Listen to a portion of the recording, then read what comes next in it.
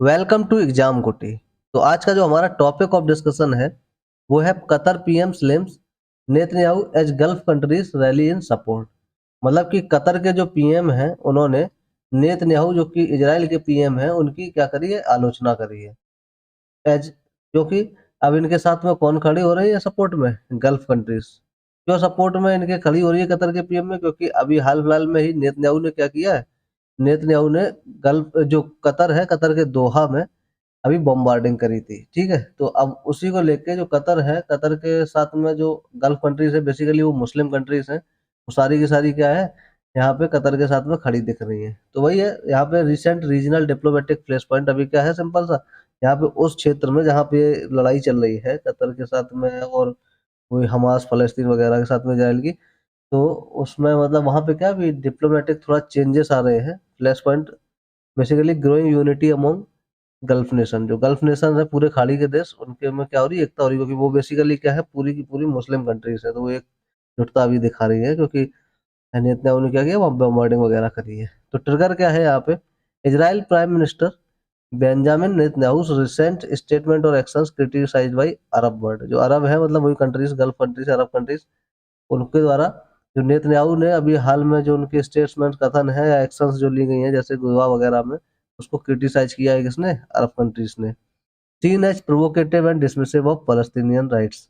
उनका मानना है गल्फ कंट्रीज का, अरबियन वर्ल्ड का, कि ये क्या है, ये एक तरीके से उकसाऊ गतिविधियां हैं, क्योंकि बहुत ज्यादा बॉम्बार्डिंग कर रहे हैं नेतन्याहू, और उत्सा उत्स, उ, उ, मतलब वो करने वाली हैं उकसाऊ, और प्लस फलस्तीन जो है वहाँ पे उनके राइट्स को, ह्यूमन राइट्स को, जो भी है राइट्स, उनका एक तरीके से दोहन करना हुआ, उनके हनन करना हुआ। Sparked strong reactions across the gulf. तो अभी जो गल्फ कंट्रीज है वो कुछ ज्यादा ही मतलब भड़क गई है। कतर पीएम रिमार्क्स, कतर के जो पीएम हैं उनका कुछ बोला है।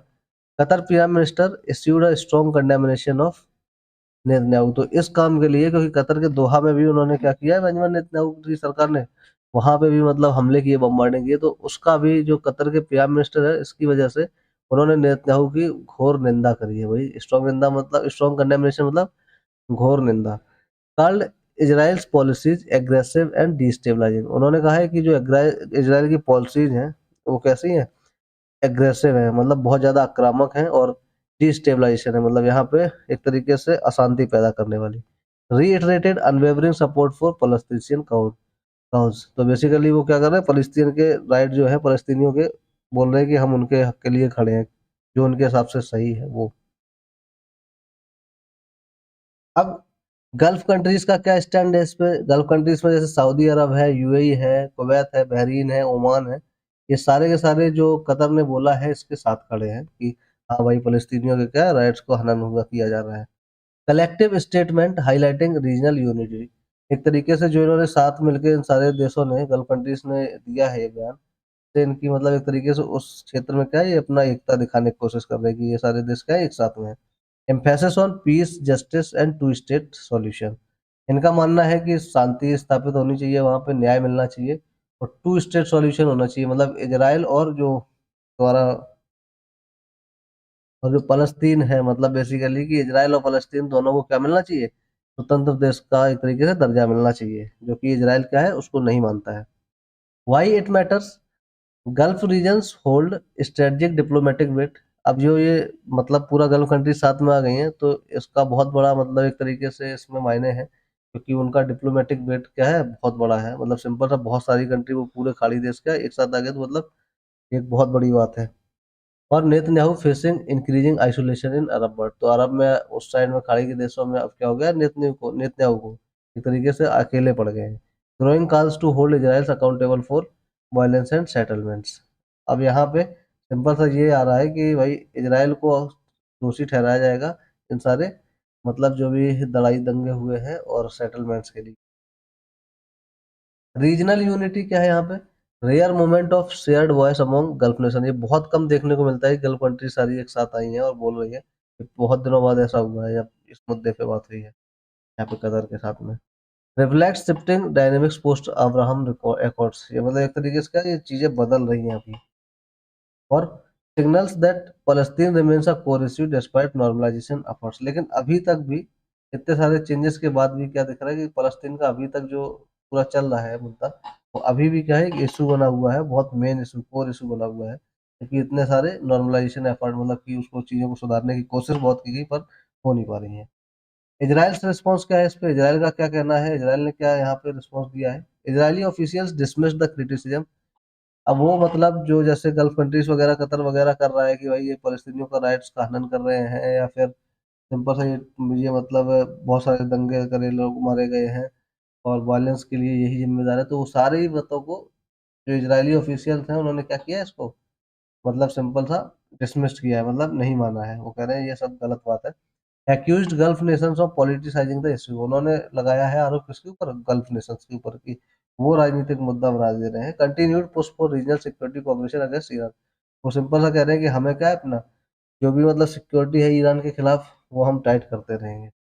इंटरनेशनल रिएक्शंस क्या है कि यूएस आज रिस्ट्रेंट एंड डायलॉग, जो यूएस है, यूनाइटेड स्टेट, उन्होंने कहा कि भाई संयम रखो और बातचीत से सॉल्यूशन निकालो, फालतू में लड़ने की ज्यादा जरूरत है नहीं। उससे क्या होगा, सिंपल सा सभी का घाटा ही होगा। European union called for peaceful resolution. European union जो है वो भी कह रही है कि क्या ना करो, शांतिपूर्वक समझौता करो। यूनाइटेड नेशंस, यूएन मतलब, reiterated support for two state solution. United Nation ने भी कहा है कि भाई जो टू स्टेट सॉल्यूशन है उस पर थोड़ा क्या करा जाए, ध्यान दिया जाए, कि भाई इजराइल को भी मान लेना चाहिए कि क्या है, टू स्टेट नेशन है, तो अलग अलग देश एग्जिस्ट करते हैं। Implications for middle east politics. यहाँ पे इनके लिए क्या मतलब, यहाँ पे ध्यान देने वाली बात है मिडिल ईस्ट के लिए। मिडिल ईस्ट के लिए तो सिंपल है, क्योंकि मिडिल ईस्ट में क्या होगा, कुड रीस्टेट। अब ये सारी बातें बोली गई हैं, तो इससे क्या होगा, इजराइल और गल्फ कंट्रीज के बीच में रिश्ते जो है वो खराब हो सकते हैं। May affect ongoing trade and security agreements. जो बिजनेस वगैरह, व्यापार वगैरह था, जो सुरक्षा समझौते थे, वो सारे क्या हो सकते हैं, अफेक्ट हो सकते हैं। Reaffirms Palestinian struggle as central to Arab identity. अब यहाँ पे फिर क्या हो सकता है, ऐसा कुछ कि फलस्तीन, अभी कल फलस्तीन का अगेंस्ट चल रहा था, अब ये गल्फ कंट्री सारी आ जाएंगी, तो एक तरीके से ये फिर क्या बन जाएगा मुद्दा, कि अरब कंट्रीज के खिलाफ है इसराइल, ठीक है। बेसिकली अभी एक देश से फिर उठ के क्या हो जाएगा, वो जितनी उसके साथ आ रही है उसके सबके खिलाफ हो जाएगा वो युद्ध। कंक्लूजन क्या है, सिंपल सा, Qatar PM's remark highlights rising gulf frustration with Netanyahu. वही सिंपल सा है कि जो कतर के पीएम हैं उन्होंने बोला है सिंपल सा, कि जो नेतन्याहू हैं उनसे, उनकी वजह से क्या हो रहा है, गल्फ के साथ में दिक्कतें हो रही हैं। रीजनल यूनिटी में रीसेप मिडिल ईस्ट डिप्लोमेसी। अब सिंपल सा बात है कि जब ये सारी चीजें हो रही हैं, गल्फ कंट्री सपोर्ट में आ रही हैं हमारे फलस्तीन के वगैरह के साथ में, कतर के साथ में, तो सिंपल सा क्या है, यहाँ से मिडिल ईस्ट की जो पॉलिसी है उस पर चेंज आएंगे, क्योंकि बहुत ज्यादा लोकतांत्रिक चीजें होंगी, बदलाव होंगे।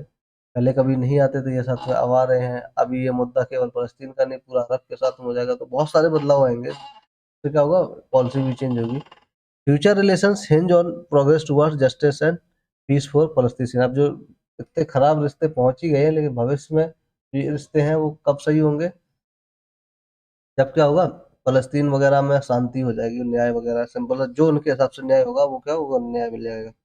यही सारा है, ये लेक्चर यहीं तक था, और ऐसी ही जानकारी के लिए, अपने एग्जाम के प्रिपरेशन के लिए, अपनी पर्सनल पर्सनल नॉलेज के लिए चैनल के साथ जुड़े रहिए, और चैनल को लाइक कीजिए, शेयर कीजिए और सब्सक्राइब कीजिए। धन्यवाद।